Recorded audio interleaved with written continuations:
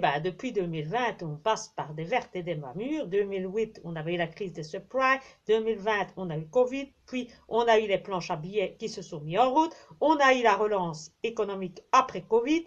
Puis, on a eu évidemment l'inflation. On a eu aussi la crise énergétique et le lancement des politiques écologiques. Et nous avons eu la reprise d'événements de crise à l'intérieur de l'Europe, comme l'Ukraine et maintenant, plus récemment, des crises au Moyen-Orient. Alors, si nous revenons sur tout ça, eh bien, il faut se faire une petite marche en arrière et se souvenir que cette fameuse inflation que nous connaissons encore, même si elle commence à régresser tout doucement, on est encore aux environs de 5%, alors que l'année passée, on était à 10%. Et on dit encore que c'est de trop et on voudrait encore que ça diminue un peu pour revenir au fameux taux de 2%, qui est un taux, comme je vous l'ai dit dans une vidéo récente d'il y a un an ou deux, qui était purement théorique.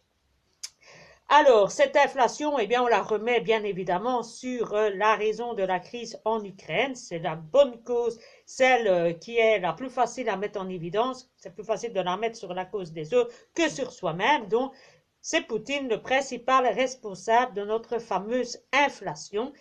Et si nous regardons comment Poutine avait réagi, eh bien depuis 2014, il y avait eu des pourparlers déjà au sujet de l'Ukraine et M. Poutine sentait que même les accords signés, eh bien que ça risquait de ne pas être mis en œuvre et de ne pas être respecté. Et il avait très tôt décidé d'acheter d'énormes quantités d'or et il avait aussi créé le fameux système monétaire Switch. Et on ne peut pas dire qu'il a eu tort, puisque finalement, ce qu'il avait pressenti, eh c'est bien réalisé, puisque finalement, bien, il a été mis en quarantaine, si on peut dire, par certains pays, sans base légale, bien évidemment, et une chance pour lui, il s'était bien préparé. Et de tout cela, eh bien, est né un système alternatif. Prendre l'exemple de Mohamed Ben Salman qui nous dit je prends l'initiative et je me permets de vendre dorénavant mon pétrole en yuan. C'est déjà un premier exemple d'une certaine liberté face au système en place et rien n'a rappelé qu'il y a le système des pays BRIC qui sont au nombre de cinq grands animateurs de base auxquels récemment, dans la conférence de 2023, eh bien 40 pays ont rejoint ce mouvement. Certains, évidemment, sont restés au sein des invités et 6 ont rejoint de manière officielle le mouvement et on peut citer entre autres l'Arabie saoudite, l'Iran, les États arabes unis, l'Éthiopie, l'Égypte et l'Argentine. Ça ne veut pas dire que parce qu'il y a seulement ces 6 pays que les autres n'ont pas rejoint, mais certains d'entre eux n'ont pas besoin d'y adhérer formellement parce qu'ils ont déjà des liens commerciaux, économiques et politiques avec certains des pays en question et par conséquent leur adhésion n'est pas vraiment utile. On peut parler le cas de l'Algérie et du Venezuela. Les pays BRIC, eh bien leur but premier c'est de sortir du dollar et de choisir une autre monnaie commune, ce qui d'ailleurs pose assez bien de problèmes parce que chacun tire un peu la ficelle vers lui plutôt que vers les autres, hein, et chacun trouve que sa monnaie est meilleure que celle de l'autre, donc difficile d'avoir un point commun sur ce point. Certains évoquent le yuan, d'autres parlent tout simplement de l'or, ou d'autres parlent encore de prendre une nouvelle monnaie, mais qui serait talonnée par l'or. Peut dire, c'est qu'une monnaie, pour qu'elle soit remplacée par une autre, souvenez-vous qu'avant dans la guerre et juste après la guerre, on avait un très grand intérêt et une très grande confiance en la livre sterling. Maintenant, la livre sterling, c'est un peu passé à l'oubli. Maintenant, la monnaie phare, c'est vraiment le dollar. Alors, le dollar, mais comme dans les briques ou comme beaucoup de gens dans la population, plus personne n'a vraiment confiance au système américain, à l'État qui lui-même est super endetté, voire extra endetté à l'extrême. Et tout cela, eh bien, les monnaies ne sont liées que par une chose, eh bien, par leur confiance que les gens remettent en cette monnaie. Et la monnaie est une valeur désigner, eh bien, une fois que la population ou que le monde ne reconnaît plus la confiance en cette monnaie, eh bien, elle est détrônée, plus personne n'y a confiance et tout le monde veut s'en débarrasser. Donc, certains États semblent déjà vouloir, pour des raisons qui leur sont propres, soit pour des raisons politiques, d'indépendance, d'autonomie, ou aussi pour une question économique aussi. Quand on voit l'état des États-Unis, on peut se demander finalement si ça vaut vraiment encore l'intérêt d'avoir une monnaie qui risque un jour ou l'autre d'avoir un pays qui soit en banqueroute totale et que la monnaie ne vale plus rien. Eh bien, certains essayent de trouver des alternatives, d'où la volonté de créer ces fameux pays BRIC. Tant que ce facteur psychologique de la monnaie sera positif, qu'une majorité de gens reconnaîtront la puissance du dollar, eh bien tout se passera bien, mais jusque quand? Il suffit de se souvenir que tout récemment, eh bien, le Royaume-Uni et l'Arabie saoudite ont essayé de vendre des obligations d'État américains en dollars et n'y sont pas parvenus, vu l'inquiétude qui règne au sujet de la situation du dollar et de son pays en question. Par conséquent, on peut se demander quand est-ce qu'il y aura ce fameux point de bascule et quand le dollar sera-t-il affaibli et remplacé par une autre monnaie. Eh bien, certains veulent prendre les devants, s'assurer leur portefeuille, leurs avoirs et ne pas se retrouver sans rien. Et donc, certains estiment qu'il n'est pas trop tard d'essayer de trouver une alternative au dollar par une autre monnaie. Bien, la Chine, eh c'est un voisin de la Russie, tant au niveau territorial, avec des frontières communes, mais également avec le fameux fleuve Amour, qui permet aux deux pays de se côtoyer. Et par conséquent, ils ont assez bien d'affinités déjà au niveau culturel, puisque la Russie est un grand pays avec une multitude d'ethnies, donc ils ont assez bien de communautés qui ont déjà un esprit plus asiatique que nous autres Européens. Par conséquent, les relations sont assez faciles entre les deux pays. Et si on considère la Chine un peu plus en analyse économique, bien aussi que la Chine fabrique énormément de choses, mais dispose de très peu de matières premières et que ces matières premières, on peut citer les terres rares ou d'autres produits tels que l'aluminium, etc., eh bien, ils doivent se procurer tout cela en Afrique en achetant des terres, en les protégeant pour pouvoir avoir de la matière première pour fabriquer. C'est leur point faible, c'est le fait qu'il n'est pas beaucoup dans leur sol de matières premières. Or, la Russie, elle, en Sibérie, eh bien, a une terre qui est très riche, avec une multitude de matières premières. Et d'un autre côté, ben, la Russie est un grand pays mal aimé, eh bien, elle a parfois aussi besoin de la Chine pour sa diplomatie, pour aplanir les relations parfois difficiles entre la Russie et les États-Unis, et aussi pour subvenir économiquement en faisant passer des denrées de la Russie vers la Chine pour ensuite faire continuer le commerce par une voie détournée. Quand c'est pas par l'Inde, c'est souvent par la Chine. Donc, finalement, les deux pays ont besoin l'un de l'autre parce qu'ils ont chacun des besoins qu'ils peuvent combler l'un par rapport à l'autre. Le deuxième élément qui est en leur faveur, c'est que la Russie et la Chine ont finalement un ennemi commun qui est les États-Unis. Et ils ont tous les deux intérêt de s'allier et de bien s'entendre si jamais ils devaient faire face à un problème avec les États-Unis, que ce soit au niveau militaire, mais aussi au niveau diplomatique ou lorsqu'il y a des votes à l'ONU, etc. Vous savez bien, les fameux votes avec les abstentions. Voilà. Donc, la Chine et la Russie, on les voit mal se mettre dos à dos. Ça serait un peu fou. Donc, dans un sens, on peut considérer que la Russie et la Chine, eh bien, ils s'entendent bien. Nous allons dire ça. Ça devrait bien se passer. Il devrait y avoir très peu de tensions. Alors, qu'est-ce que les États-Unis pourraient faire justement pour casser cette union qui est vraiment énorme, puisque c'est deux énormes pays qui ont quand même une grande force économique, monétaire et démographique et militaire?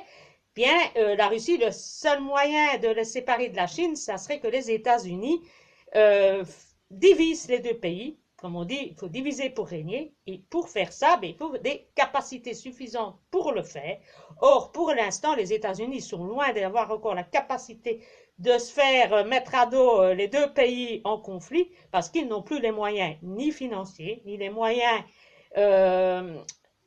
suffisant au niveau d'un pays qui est surendetté et en plus, eh bien, point de vue technologique, ils sont aussi à la traîne, ce qui revient dire que les États-Unis n'ont plus les moyens de mettre des bâtons dans les roues entre les Chinois et les Russes. Par conséquent, ce serait plutôt plus une alliance Russie-Chine qu'une alliance Chine-États-Unis, vu le contexte mauvais des États-Unis. Maintenant, on n'a jamais vu dans l'histoire actuellement de relations sino-américaines, même s'il y a des relations diplomatiques et ça ne se passe pas trop mal quand même, mais ça ne s'est jamais vu. Par contre, on a déjà vu des retournements dans des crises. Il suffit de voir, par exemple, la Deuxième Guerre mondiale, où les Américains et les Russes s'étaient alliés contre le système nazi pour renverser ce système-là. Ça n'est pas la première fois et ça n'a pas été la dernière. Il y a eu des autres cas qui se sont suivis par la suite, par exemple dans certains pays du Moyen-Orient ou africains où un des pays ne dit rien et laisse massacrer un territoire à la guise d'un des deux États en question et l'autre se tait ou ne met pas son veto et l'affaire se calme. Donc il y a quand même certaines alliances souvent entre les Russes et les Américains, mais enfin un cas d'école n'est pas impossible qu'un jour on verrait une alliance sino-américaine. On voit régulièrement le président chinois venir aux États-Unis et n'oublions pas aussi un point important, c'est que les États-Unis sont un des plus gros clients à la Chine au niveau économique puisque c'est la Chine qui fabrique pour le monde entier, donc les États-Unis étant devenus dépendants de la Chine, un peu difficile d'aller mettre un grain de sel entre la Chine et la Russie. Donc par conséquent, la Chine et la Russie, eh bien, ils se voient comme finalement de bons alliés et on voit mal ces deux gros pays se séparer pour aller s'allier avec les États-Unis, même si la probabilité d'une alliance américaine-russe soit plus probable si ça devait se faire que américain-chinois, puisque ça ne s'est jamais vu, mais comme on ne dit jamais jamais, il peut peut-être avoir un premier cas d'école dans les prochaines années. Taïwan, tout le monde veut récupérer Taïwan. Les Chinois, c'est clair et net, et bien inscrit dans leurs documents qu'ils veulent récupérer Taïwan très rapidement. Alors Taïwan, c'est pas n'importe quoi. Taïwan, c'est une île. Taïwan, ils ont une culture totalement différente des Chinois, puisqu'ils ont eu principalement comme colonie hollandaise, portugaise, japonaise. Mon dernier, c'est japonaise. Quand on va à Taïwan, c'est un peu Japon recomposé. C'est un très très beau pays. Et c'est un des pays qui fabrique le plus de puces de microprocesseurs, j'y arriverai, et le reste du monde est à la traîne, donc chacun a la main mise sur Taïwan, qui semble être un des pays à avoir en sa possession, et les Américains n'ont pas très envie que ce territoire retourne évidemment à la Chine, qui est aussi un petit peu en retard dans ce domaine, donc tout le monde veut accaparer Taïwan, et logiquement, bien, tout le monde dit que ce sera les Chinois qui récupéreront Taïwan à un moment ou à un autre, mais est-ce que les Américains oseront s'y frotter? Oseront-ils prendre la Chine comme ennemie en sachant que, comme je viens de vous le dire précédemment, c'est un grand consommateur de la Chine et si la Chine vient leur dire si vous venez nous taquiner, eh bien on ferme les frontières avec vous et vous n'aurez plus rien de la Chine, les États-Unis seraient vraiment dans un drôle d'état sans avoir l'aide de la Chine. Et par conséquent, on voit mal les Américains s'interposer à la reprise de Taïwan par les Chinois. Il faut dire que la technologie taïwanaise, elle est inimitable par l'Occident, aussi bien par les Américains que par les Européens. Et par conséquent, on voit mal les Américains aller mettre leur nez à Taïwan, si ce n'est des menaces et qui s'y frotte s'y pique, un petit bateau par ici, un petit drone par là, mais on a entendu tous les experts disent qu'au final, les Américains se laisseront dépossédés par les Chinois et n'auront d'autre choix vu leur contexte économique que de laisser cela à la Chine. Dans le passé, le pays qui était fort, c'était le pays qui avait l'armée la plus forte et la plus grosse. Actuellement, à notre ère du 21e siècle, les données ont changé et c'est celui qui a la plus grosse technologie qui est considéré comme le meilleur. Par conséquent, vous pensez bien que des éléments comme Taïwan, etc., c'est vraiment quelque chose que l'on veut posséder pour être le meilleur au monde. Or, les États-Unis, eh bien, actuellement, si on prend la dernière technologie en vogue, c'est évidemment l'intelligence artificielle, eh bien là, il faut bien reconnaître que tant les Chinois que le reste du monde, ou même les Occidentaux, nous sommes vraiment à la traîne et que les Américains sont les seuls à dominer le monde, en tout cas pour l'intelligence artificielle, pour le grand public en tout cas. Et ce sont eux qui sont les meilleurs pour l'instant. Et par conséquent, il n'y a personne pour rivaliser avec eux. Donc, raison de plus pour que les Chinois, comme je vous disais tout à l'heure, s'intéressent de très très près à Taïwan s'ils veulent récupérer leur retard et en même temps devenir la première puissance mondiale. L'intelligence artificielle, c'est vraiment le critère clé pour savoir si on est puissant ou pas. Et le deuxième critère, eh bien, c'est l'espace. On se souvient qu'il y a eu la fameuse bataille pour l'espace avec le premier satellite qui est monté, le premier homme qui est monté dans l'espace, Gagarine, la première femme.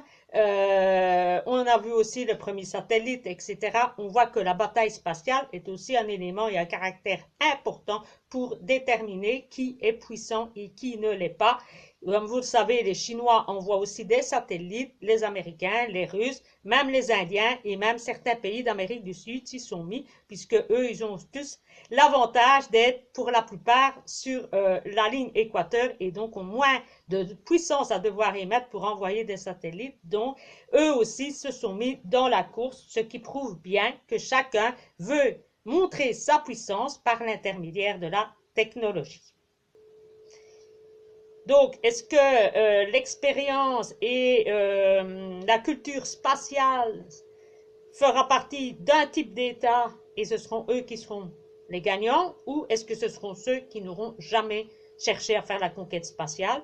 Ou, deuxième possibilité, que l'on peut regrouper le monde, est-ce que nous aurons affaire à un choc plutôt culturel entre un Orient qui a une culture nationale basée sur la perpétuation, je ne sais pas si c'est sur la famille, sur la continuité, voilà, j'ai trouvé le mot, sur la continuité, ou irons-nous plutôt vers un système occidental qui, lui, est basé sur la technologie et sur la mondialisation plutôt qu'un Orient basé sur la nationalité et sur les cultures de famille et de tradition.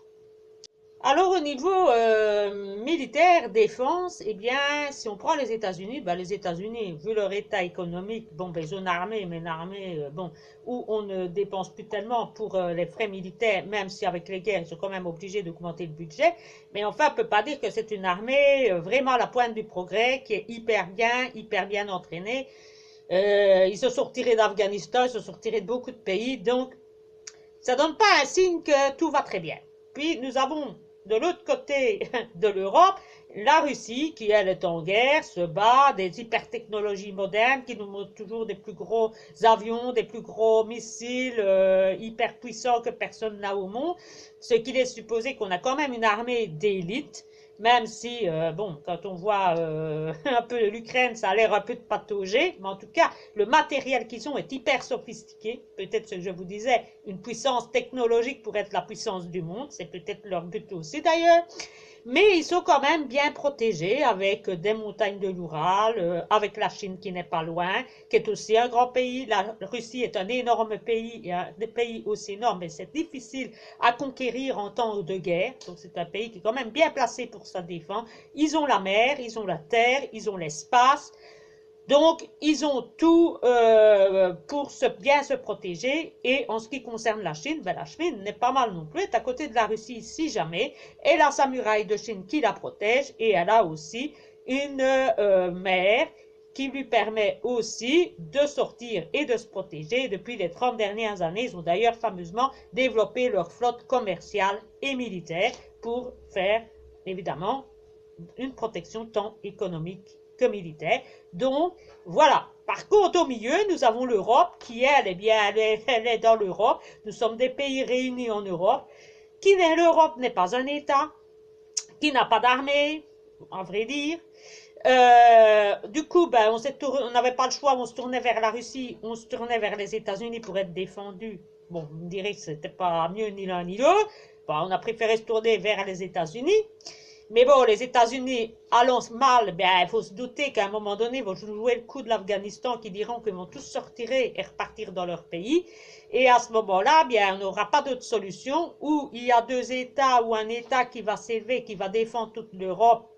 Et quand on voit la France et l'Allemagne qui sont en train d'augmenter leur budget militaire, c'est peut-être en prévision de ça. Et vous savez qu'on a des précédents où quand l'Allemagne a repris le pouvoir de l'Europe, ça n'a pas été dans le bon sens. Donc, bon, c'est pas une bonne idée, à mon avis. Ben voilà. Ou alors, c'est la démolition de l'Europe et chaque État va devoir se redéfendre lui-même, PAM étant État-nation. Or, État-nation, il y a énormément de pays, on peut parler d'Espagne, de la Belgique, où nous avons une notion d'État-nation qui n'existe plus, puisque nous sommes assez bien régionalisés, avec assez bien d'entités, et donc une redéfense nationale, eh bien, c'est pas gagné non plus. Donc, nous sommes plutôt mal barres, point de vue défense aussi du territoire européen et même de nos propres États, comparé aux deux gros colosses que nous avons de chaque côté, qui, eux, sont malgré tout bien aguerris et bien préparés à ce type d'événement. Quant à la Turquie, ben ça c'est un pays un peu verrou, qui fait un peu le relais entre l'Europe et le Moyen-Orient. Et c'est un verrou de la mer Noire, en fait, donc c'est un lieu de passage très commercial qui a fait fureur déjà du temps de l'Antiquité. Hein. C'est le lien entre le grenier du nord de l'Europe et le Moyen-Orient, évidemment. Et du coup, ben, il y a toujours eu des tensions avec la Russie qui est toute proche. Hein. Et tout cela remonte en fait à Catherine II, parce que de l'époque de Catherine II, eh bien, il y a eu des guerres et il y a eu assez bien de massacres de Tatars qui étaient des Turcs. Et du coup, ben, ils ont perdu des territoires et les Turcs en veulent aux Russes à cause de ça, parce qu'ils n'ont jamais récupéré leur territoire. Donc, quand il y a eu la guerre en Ukraine, ben, ils ont soutenu les Ukrainiens contre les Russes, mais dans un sens, ils ont joué la négociation en se disant oui, mais si on veut récupérer un jour nos terres aux Russes, ben, il va falloir quand même qu'on soit un peu gentil, entre guillemets, et de faire papa de belle de ce côté-là aussi. Donc, les Turcs sont plutôt mitigés. Ils jouent entre le bâton et la fleur pour obtenir des deux côtés, comme on dit, ils veulent le beurre et l'argent du beurre. Donc, c'est un petit pays alvenalve qui est aussi fortement basé économiquement sur le tourisme, et quand les Russes menacent de ne plus aller en vacances en Turquie, eh bien, ça calme rapidement les ardeurs de la Turquie et la Turquie. Le rapport entre la Turquie et la Russie, on dira qu'elle est diplomatique et avec ses avantages, et par conséquent, ben, elle ne va pas aller trop s'y frotter, même si on connaît le caractère des Turcs. Il suffit d'aller voir ce qui s'est passé avec les Kurdes et l'Irak, c'est pas toujours glorieux non plus. Et si on va voir aussi les Kurdes, hein, c'est pas un pays qui est des moins belliqueux. Maintenant, voyons le Japon. Eh bien, le Japon, eux, ils sont un peu plus belliqueux. Ce sont des gens qui aiment bien de tester, de montrer leur force, de montrer qu'ils savent mieux discuter que les autres. Mais au final, ça reste toujours beaucoup de cinéma, mais peu de passage à l'action. Donc, on peut estimer que le Japon, bien, même s'ils ont des intérêts à Taïwan, qui laisseront la chose aller, même s'ils vont mettre leur petit bateau en pointe, aller se mettre nez à nez et faire des tensions au niveau des mers. Finalement, le Japon est un des pays qui a toujours tendance à grogner, mais qui ne mord pas. Dans la Russie, je vous ai dit tantôt qu'en général, les Chinois et les Russes, ben, ils avaient intérêt à s'entendre parce qu'ils avaient un intérêt commun au niveau des matières premières, mais aussi au niveau qu'ils avaient un ennemi commun qui était les États-Unis. Mais aussi, il faut savoir que la Chine est un des pays qui n'aime pas du tout la guerre. C'est pas leur conception chez eux, même si ils ont les conquêtes chinoises aussi, hein, si on va revoir dans leur histoire, antiquité, etc. Ce sont souvent des gens très diplomates. Ils aiment bien la diplomatie, ils aiment bien parler. On dit toujours que c'est un tigre de papier, ça rugit, mais on voit pas grand-chose au final. Mais en Stummeling, ils arrivent toujours à leur fin parce que par la diplomatie, la lenteur, et ce sont des gens qui sont très très lents, très persévérants et qui au final finiront par obtenir ce qu'ils veulent, même s'il faut 2 siècles pour l'obtenir. Mais passer par la guerre pour l'obtenir, en général, ce n'est pas la culture chinoise, ce sont plutôt des gens de tendance diplomatique et qui aiment bien de parler et d'attendre que son adversaire s'écroule ou baisse sa garde. Les relations entre la Chine et l'Inde, comme je vous l'ai dit, il y a la route de la soie, ça ne va pas si mal, mais est-ce qu'il ne va pas avoir des tensions à un moment donné si l'Inde parvient à dépasser la Chine? Eh bien, apparemment, ça n'a pas l'air d'être le cas. On a l'air plutôt, d'après les informations, puisque je me documente assez bien sur ce sujet-là, que l'Inde serait plutôt un pays neutre. Ils ont besoin l'un de l'autre. Donc, par conséquent, il n'y aurait pas de risque de ce côté-là, de tension entre la Chine et l'Inde. On aurait plutôt affaire à un style de pays de l'Inde comme la Suisse, l'Amérique du Sud, qui sont des pays qui ne prennent pas parti dans les conflits ni rien du tout, qui restent tampons et qui prennent leur intérêt où ils ont en le faisant de manière diplomatique cachée. Comme je vous le disais tout à l'heure, on est très très bien équipés du côté chinois et russe puisque eux, ils disposent d'un territoire énorme, tous les deux, d'une démographie importante, même si elle est en diminution dans le monde entier, mais elle dispose en plus de mers. Bon, la mer du fleuve Amour le fleuve Amour, pardon, qui sépare la Russie et la Chine. C'est aussi assez bien facile pour se défendre et pour échanger entre eux. Et il y a également du côté chinois la mer de Chine qui permet également de se protéger et d'échanger. Alors au niveau terrien, ils ne sont pas sans reste non plus, en tout cas chez les Chinois, puisqu'ils créent maintenant une route de la soie, mais une nouvelle route de la soie qui est prévue pour 2034. Et quand les Chinois le disent, c'est qu'ils vont le faire, ne nous inquiétons pas. Et les Chinois prévoient de partir de la Chine en passant par la Russie pour aller jusque l'Inde.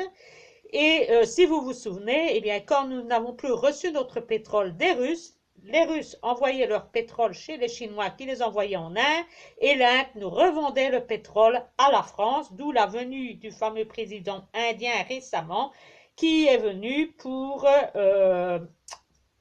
tout ce qui est intelligence artificielle, LUPI en France, le fameux système méga monétaire alternatif et aussi des achats et des ventes avec Total Fina, etc. Par conséquent, la Chine est également très bien préparée au niveau des voies de communication, que ce soit au niveau de la flotte, ce qui n'était pas le cas il y a 30 ans, mais qui est le cas maintenant, et ils ont une route de la soie qui est développée, qui va de la Chine à l'Inde, mais également jusque l'Amérique du Sud, avec le Venezuela, l'Argentine et même l'Équateur, puisque moi je peux vous dire qu'en Équateur, il y a énormément de Chinois et il y a même des lignes aériennes directes depuis Quito jusque Pékin, ce que nous n'avons même pas jusque Bruxelles ni jusque Paris. Alors, en conclusion, pour 2024, il faudra analyser les points suivants et observer et découvrir comment évolue la situation, tant sur le plan des taux d'intérêt, voir comment ils évoluent, et également comment évolue la monnaie que l'on compte mettre dans les pays BRIC, voir si c'est le yuan qui va être imposé à l'ensemble des pays, ou bien si on va créer une toute nouvelle monnaie, ou bien si on va aller plutôt vers des monnaies nationale, que chaque État va payer avec sa propre monnaie, ce qui aurait, à mon sens, plus d'impact sur la dédollarisation.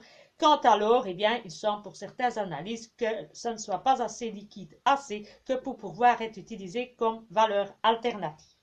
Enfin, il sera bon également de regarder les crises géopolitiques dans le monde, de faire sa petite opinion et de voir un peu les alliances et les conflits et les tensions entre les différents États. Il sera bon également d'observer les valeurs qui sont prônées par les États, qui sont protégées par ceux-ci, selon les continents et également au niveau géopolitique et mondiaux, et également de voir les valeurs protégées et défendues par les citoyens et voir le fossé qu'il y a entre les États et les citoyens. Enfin, on pourra également observer l'évolution au niveau technologique ou culturel, voir comment évoluent les pays, quelles sont les évolutions, quels sont les pays les plus avancés et quels sont ceux qui prônent leur puissance en invoquant plutôt la valeur culturelle ou la valeur technologique.